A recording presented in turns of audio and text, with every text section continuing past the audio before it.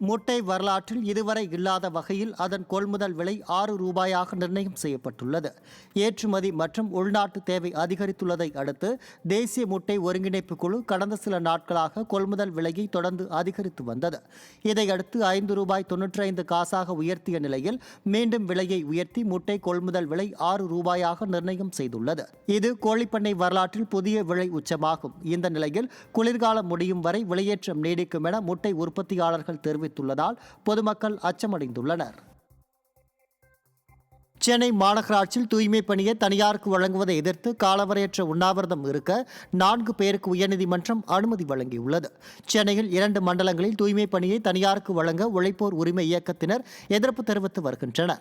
ராஜரத்ன மைதானம் அருகே காலவரையற்ற உண்ணாவிரதம் இருக்க அனுமதி கோரிய கடிதத்தை காவல் ஆணையர் நிராகரித்ததால் அதனை எதிர்த்து சென்னை உயர்நீதிமன்றத்தில் வழக்கு தொடரப்பட்டது. இந்த வழக்கை விசாரித்த உயர்நீதிமன்றம் அம்பத்தூரில் உள்ள மனுதாரர் அலுவலகத்தில் 4 பேர் காலவரையற்ற உண்ணாவிரதம் மேற்கொள்ளவும் அதற்கு காவல்துறை அனுமதி வழங்க வேண்டும் எனவும் உத்தரவிட்டுள்ளது. புதுக்கோட்டை மாவட்டம் கரம்பக்குடியில் உள்ள குட்டைக்குளம் கழிவுநீர் குளமாக இருப்பது பலரை வேதனையடைய வைத்துள்ளது.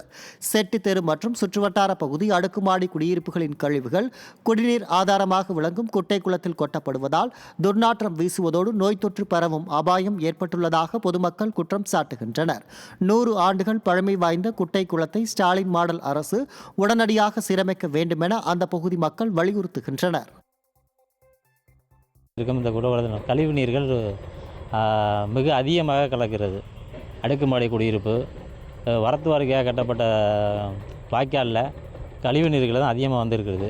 சாக்கடையாக நீண்ட நாட்களாக அதாவது வருட கணக்கில் இது கூட்டங்களாக நிறையா பேரூராட்சியில் 4வது வார்டில் இருக்க பேரூராட்சியில் நிறையா தீர்மானங்களும் போட்டாச்சு. இது வரைக்கும் எந்த நடவடிக்கையும் எடுக்கலை. இது வரைக்கும் இனிமேல் எடுக்குமாறு கரம்பக்குடி பேரூராட்சி தலைவரை நான் வேண்டி கேட்டுக்கிறேன்.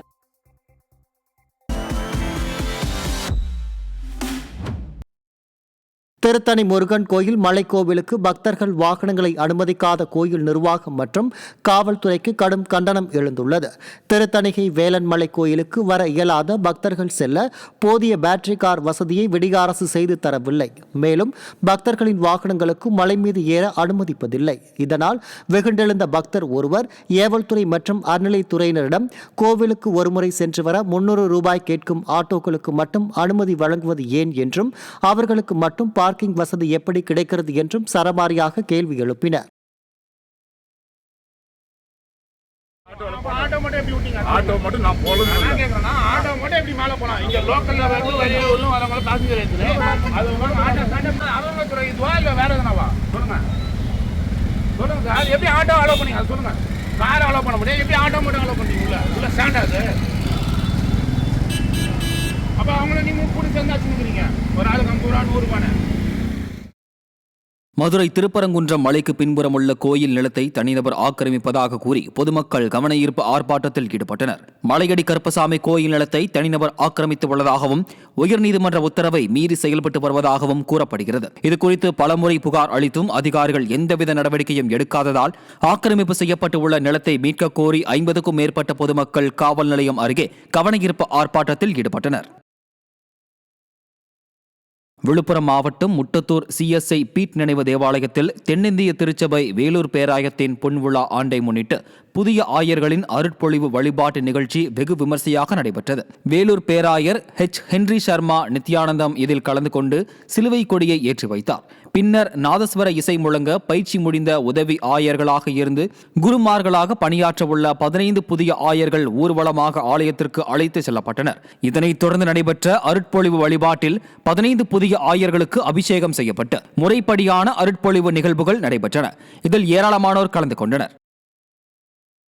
Reverend E. சாமுவேல் கிருபாகரன் எனும் இவர் மேல் தூய ஆவியரை அனுப்பியருள வேண்டும் என்று மிகவும் தாழ்மையுடன் உம்மை வேண்டிக் கொள்கிறோம்.